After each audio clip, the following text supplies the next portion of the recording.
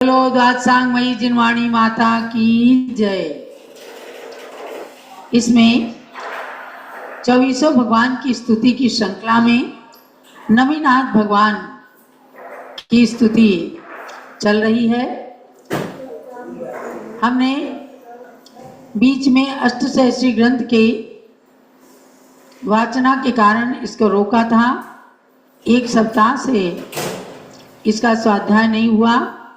आज इस नमीनाथ भगवान के स्तोत्र में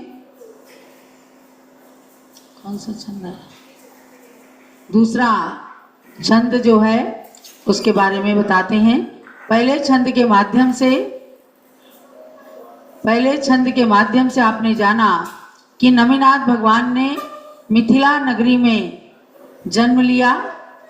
विजय महाराजा और वप्पिला महारानी के पुत्र के रूप में भगवान नमीनाथ तीर्थंकर 21वें तीर्थंकर प्रसिद्ध हुए और मिथिलापुरी नगरी धन्य हो गई।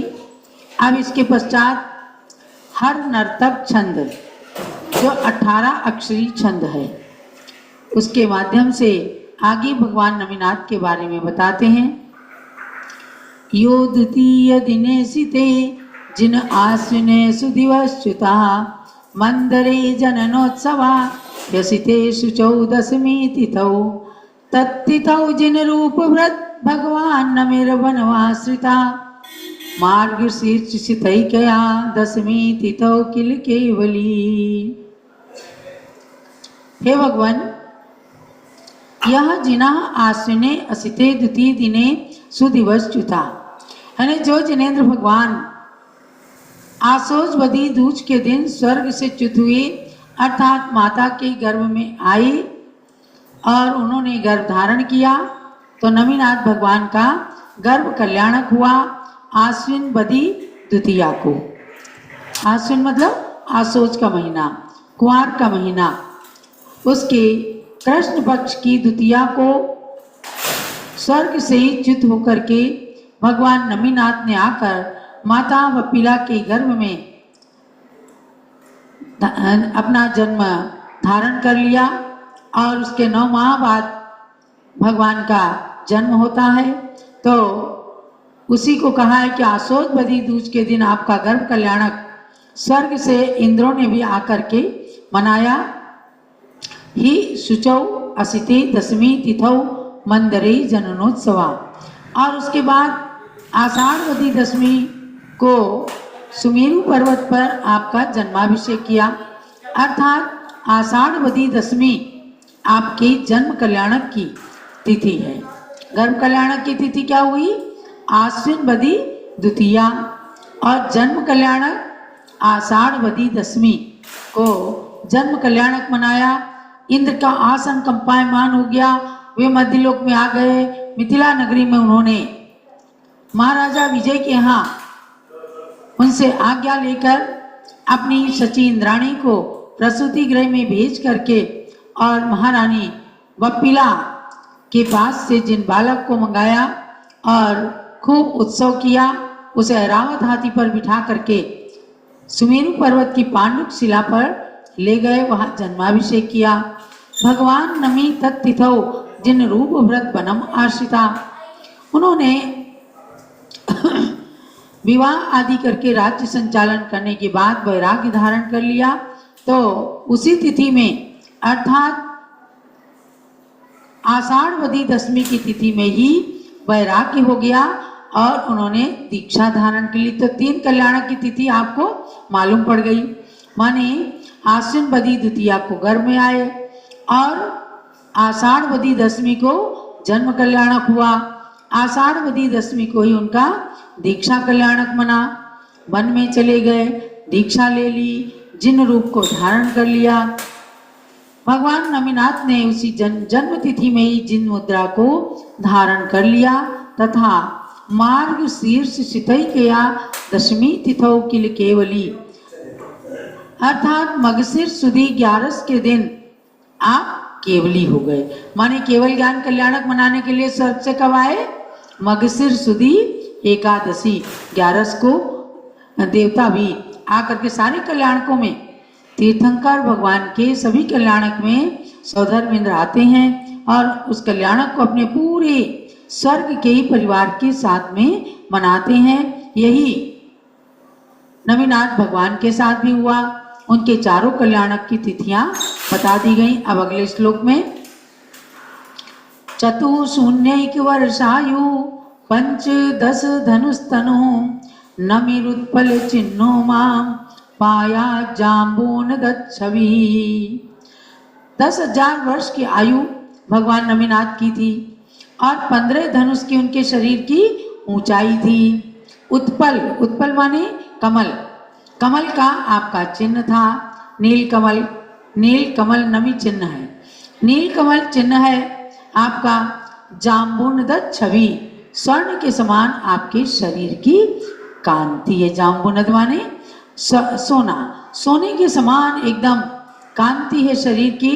ऐसे नमी माम पाया, ऐसे नवीनाथ भगवान मेरी रक्षा करें। माने 5 कल्याणक से समन्वित वे नेमिनाथ भगवान जिनके शरीर का वर्ण स्वर्ण के समान है, जिनके शरीर की ऊंचाई 15 धनुष है, जिनकी 10,000 वर्ष की आयु थी और जिनका नीलकमल चिन्ह है, ऐसे नवीनाथ भगवान गुणों के भंडार हैं, इसलिए हमारी रक्षा करें। ऐसी भावना पूज्य ज्ञानमती माता ने इस स्तुति के अंदर भाई है। अब 19 अक्षरी मेघ विस्फूर्जिता छंद। देखो एक ऐसे ऐसे छंद हैं जिन्हें आपने कभी सुना भी नहीं होगा और उन सब छंदों के लक्षण इसी स्तुति में नीचे दिए भी गए हैं। 19 अक्षर में क्या कहते हैं? चतुर्दश्यां स्वामी शिवपति मगान माधवी कृष्ण पक्षे विशुद्धा सिद्धो भूत स्वरस परमानंद तृप्तो जिनेशा सकम स्वस्मिन् ध्यात्वा स्वयमपि जिनास्यात् स्वयंभू सन्मय सनमीन् नमामि त्वां स्वामिन् अहमपि च मे स्यात् समाधिश्च बोधि।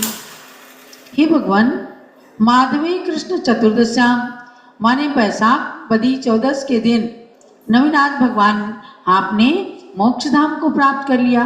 कौन सी तिथि? बैसाख बदी 14 को। कहाँ से? सम्मेद शिखर से मोक्ष प्राप्त किया। स्वरस परमानंद तृप्ता जिनेशा विशुद्धा अभूत, और स्वरस अपनी आत्मा के आनंद रस में सुख में निमग्न होकर के परमानंद से आप तृप्त हो गए। ऐसे जिनेंद्र देव विशुद्ध होकर सिद्ध बन गए, यानी अपनी आत्मा को कर्मों से बिल्कुल अलग करके स्फटिक के समान पारदर्शी बना लिया और एकदम निर्मल सिद्ध शुद्ध होकर के सिद्ध भगवान बन गए। नमीशा जिना स्वयं अपि स्वस्मिन् स्वकम ध्यात्वा स्वयंभू स्यात्। कैसे बने? तो नवीनाथ भगवान स्वयं ही अपने में अपने को ध्याकर स्वयंभू हो गए। यानी जब तक हम शास्त्र पढ़ते हैं, जब तक पर में रहते हैं, तब तक पुण्य का बंद करते हैं, और जब सब कुछ छूट जाता है, केवल अपनी आत्मा में मगन हो जाते हैं, तब वे सिद्ध भगवान बन जाते हैं, स्वयंभू हो जाते हैं। तो हे स्वामिन अहम अपि त्वाम नमामि, मैं भी आपको नमस्कार कर रहा हूँ। क्यों नमस्कार कर रहा हूँ? च मैं समाधि बोधिम च स्यात्। हे भगवान, मुझे समाधि और बोधि होवे। समाधि होवे माने मरण नहीं हो जाए, यानी जब मेरा मरण हो तो समाधि पूर्वक मरण हो, वही मरण सच्चा मरण कहलाता है। उसी से आगे जाकर के मोक्ष धाम की प्राप्ति होती है। और बोधि, बोधि माने रत्नत्रय की प्राप्ति हो। सम्यक दर्शन ज्ञान चारित्र को धारण करके दीक्षा लेकर के गुरुओं के समूह में क्षमा याचना करते हुए प्राणी मात्र के प्रति मैत्री और क्षमा की भावना रखते हुए मुझे भी समाधि और बोधि की प्राप्ति हो जाए। आपकी स्तुति करने का तो वास्तविक फल यही है, क्योंकि भगवान की स्तुति में और क्या कहेंगे? भगवान की स्तुति में अच्छी चीज चाहेंगे। अच्छी चीज सबसे ज्यादा संसार के अंदर समाधि, मरण, रत्नत्रय की प्राप्ति। तो भगवान ने जो कुछ प्राप्त किया, जिसके द्वारा आत्मा का अनुभव लिया, मोक्ष को प्राप्त कर लिया, उसी की चाह से, उसी की इच्छा से ये ज्ञानमती माता ने अनेक छंदों में भगवान की स्तुति करके नमीनाथ भगवान की स्तुति में भी यही भावना भाई है कि भगवान मुझे भी आपके समान बोधि की प्राप्ति हो, रत्नत्रय की प्राप्ति हो और एक दिन समाधि मरण करके अपने मोक्ष मार्ग को प्रशस्त कर सकूं। चलो नमीनाथ भगवान की